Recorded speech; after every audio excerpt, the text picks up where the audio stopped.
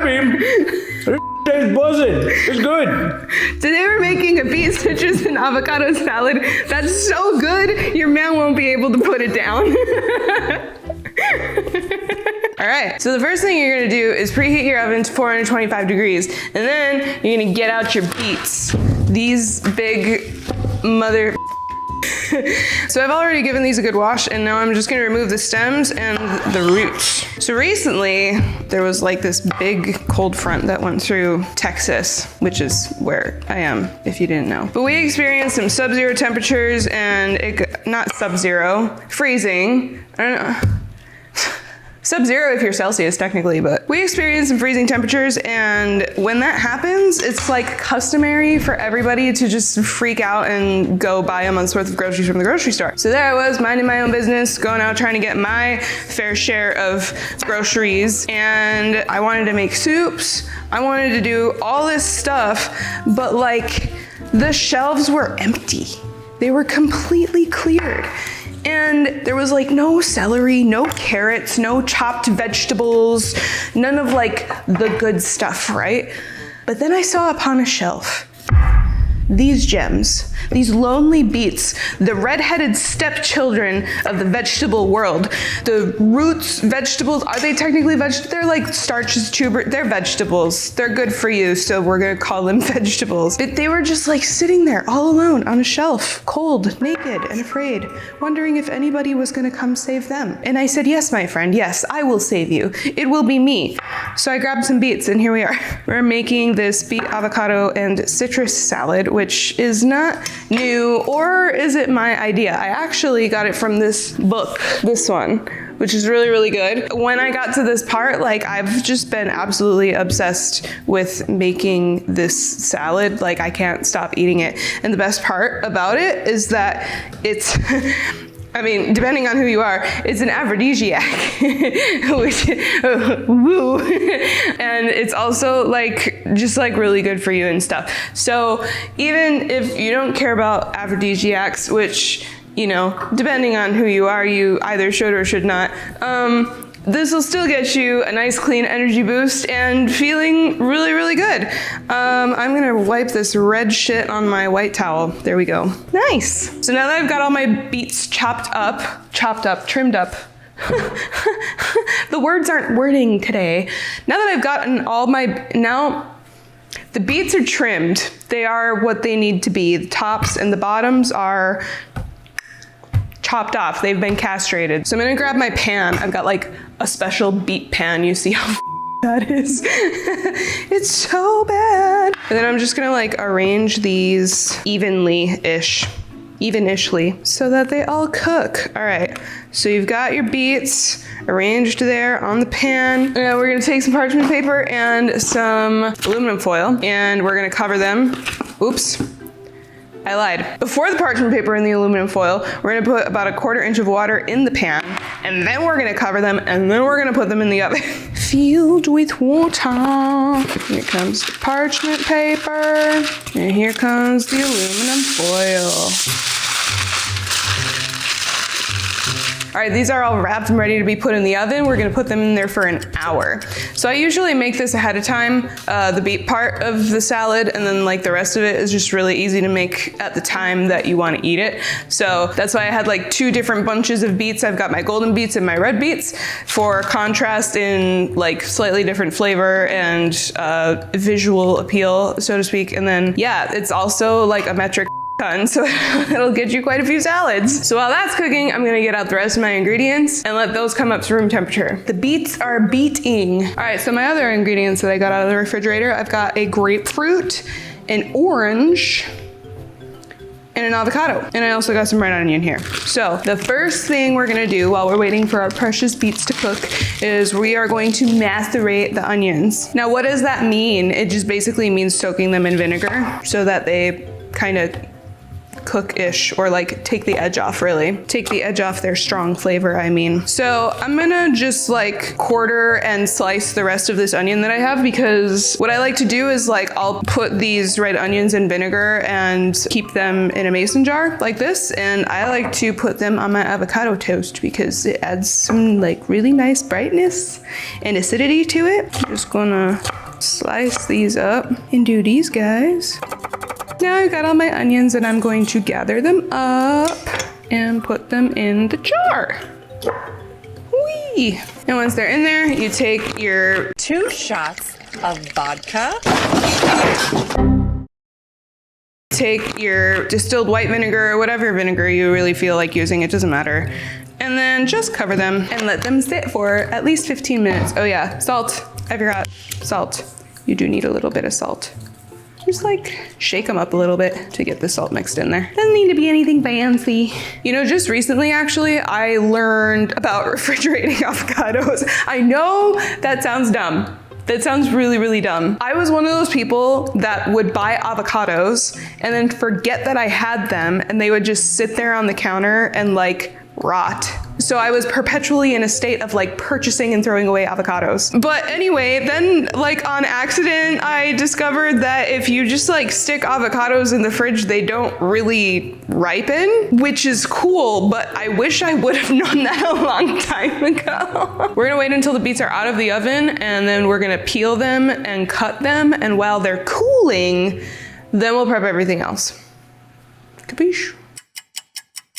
All right, so the beets are out of the oven, and it's been about 10-15 minutes that I've let them cool down so I can handle them now. This is the really, really fun part where it kind of begins to look like a murder scene because you're gonna get like all red everywhere. Maybe that's the secret to covering up murder scenes. It's just like, oh no, I was making beets. Oh darn, sorry, I smashed a beet juice everywhere. Who knows? I don't know. I've never anyway. She's lying. She's lying. Help. So I got a wet paper towel and I am just peeling off the skin. It comes off like super duper easy when you do that. Neat little trick, right? So yeah, I really like beets cooked like this because they don't taste so much like dirt and the color red. It kind of unlocks like that natural sweetness to them when you steam them in the oven like we did. So if you think you might not like beets, maybe try them this way. Maybe they'll be really good. But beets are really pretty. They're like, I don't know. I've grown to like them a lot. Maybe it's just because I'm getting old.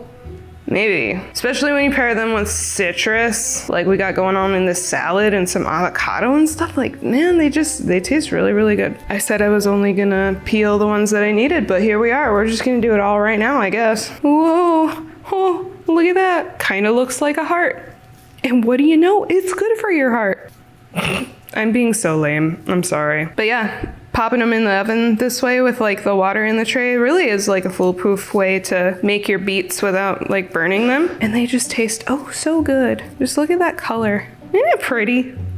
It's so pretty. The rest of this shit we can just yeet. I should also mention that it's probably best to cook the beets with like an old pan because your pan will get I don't know what it is about beets, but they just like to wear out that enamel, you know? So I've got a different cutting board here with all my beets because I don't want to ruin this beautiful baby. Now I'm gonna take my knife and I'm gonna chop them up. All right, so I've grabbed some bowls here. I've got red wine vinegar and some olive oil. So what I'm gonna do is I'm gonna marinate the beets for a little bit. We're gonna put about a teaspoon and a half of red wine vinegar in each, and about a tablespoon of olive oil. There you go. We'll get a whisk. Whisk that around.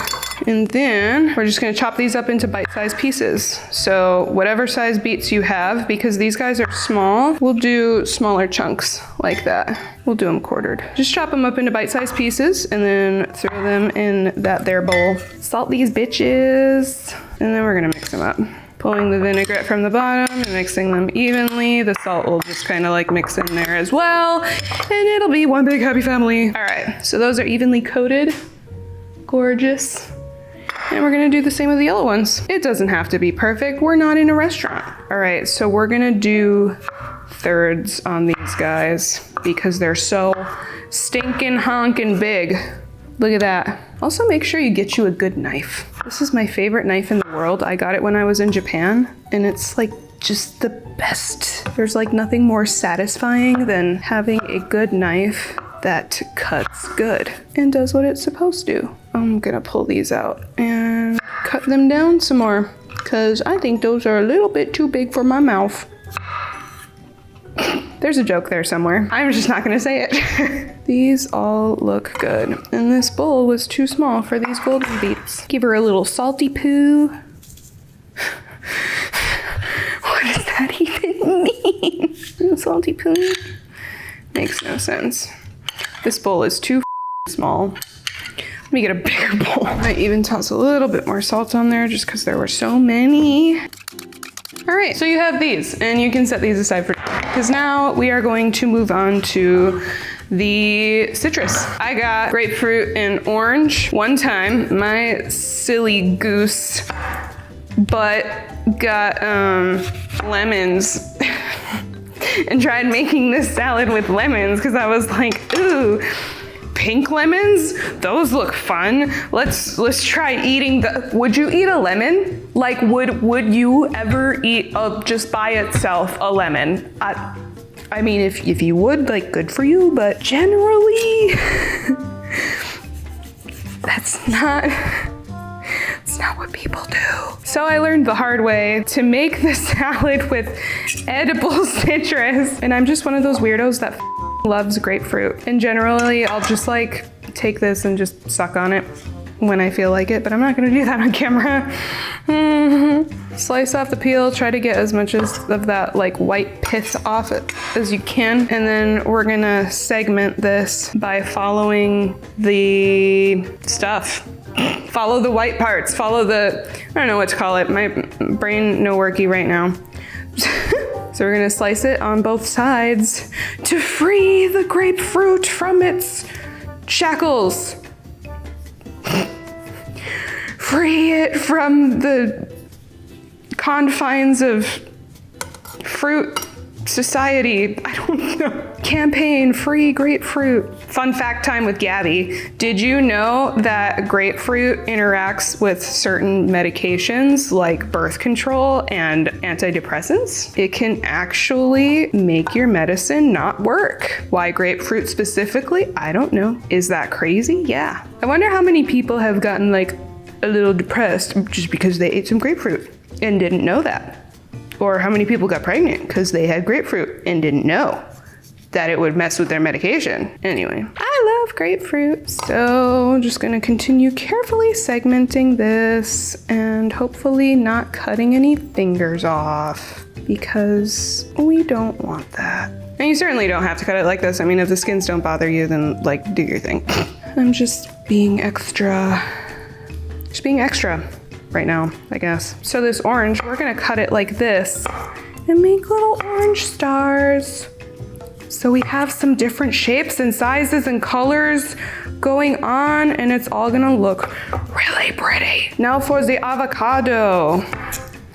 I am going to cut the ends off, although you certainly don't have to. And then I am going to hit it.